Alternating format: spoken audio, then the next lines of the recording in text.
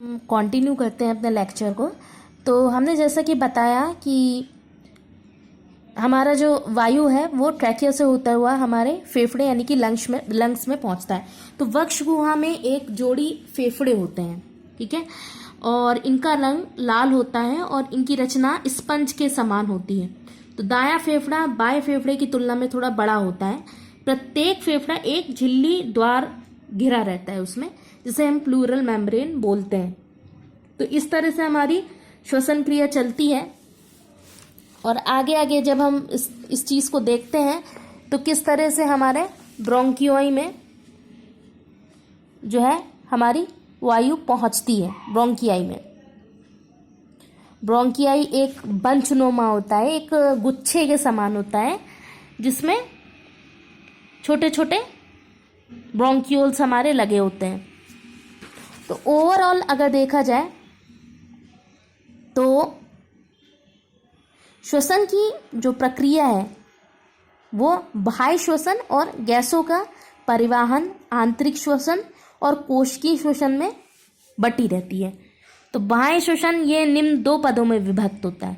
पहला श्वासोच्छवास यानी कि ब्रीदिंग, और गैसों का विनिमय यानी कि एक्सचेंज ऑफ गैसेस। और श्वासोच्छवास जो होता है हमारा वो फेफड़ों में निश्चित दर से आयु भरी तक निकाली जाती है, जिसे सांस लेना या श्वासोच्छवास कहते हैं।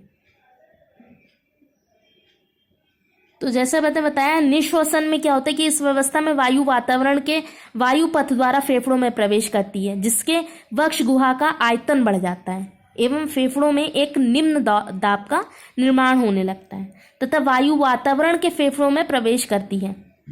यह हवा तक तब तक प्रवेश करती रहती है जब तक कि वायु का दाब शरीर के भीतर या बाहर बराबर ना हो।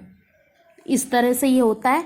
और उच्च श्वसन यानी कि जिसे हम अक्सर एक्सपायरेशन इंग्लिश में बोलते हैं, इसमें श्वसन के पश्चात वायु उसी वायु पथ के द्वारा फेफड़े से बाहर निकलकर वातावरण में पुनः लौट जाती है, जिस पथ से वह फेफड़ों में प्रवेश करती है।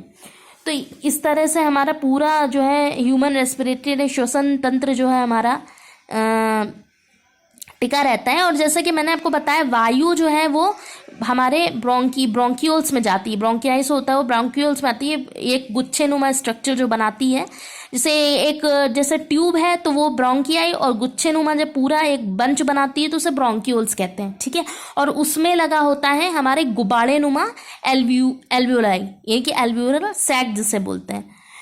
तो वहीं से हमारा पूरा कार्बन डाइऑक्साइड और ऑक्सीजन का एक्सचेंज स्टार्ट हो जाता है, ठीक है ना। और जो डायफ्रैग्म है, जब हम सांस को लेते हैं तो डायफ्रैग्म क्या होता है, वो थोड़ा सा अप होता है। तो जब डायफ्रैग्म होता है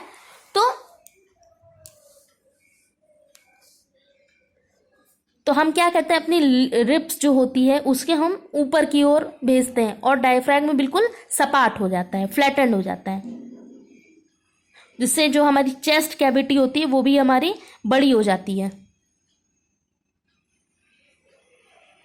और जैसे अब मैंने इंग्लिश में भी बताया कि जो जैसे हाथी हैं, बड़े जानवर हैं, तो उनमें बहुत मुश्किल होता है कि ऑक्सीजन पूरी मतलब पार्ट ऑफ द बॉडी में सब पूरी जगह पहुंच जाए। तो उसमें जो होता है हीमोग्लोबिन जो पिगमेंट होता है वो एब्जॉर्ब कर लेता है सारे ऑक्सीजन को और सारी टिश्यूज में जो है वो पहुंचाता है। इस तरह से हमारा पूरा श्वसन प्रक्रिया कंप्लीट होती है। तो हमारे हिंदी मीडियम छात्र देख लें ह्यूमन रेस्पिरेटरी सिस्टम, और ये साइड में जो एल्वियोलाई और रेस्पिरेटरी ब्रोंक्यूल्स हैं, इनका डायग्राम भी आप बना के अच्छे से समझा सकते हैं पूरा। और हिंदी मीडियम छात्र प्लीज़ हमारे यूट्यूब चैनल को सब्सक्राइब करिए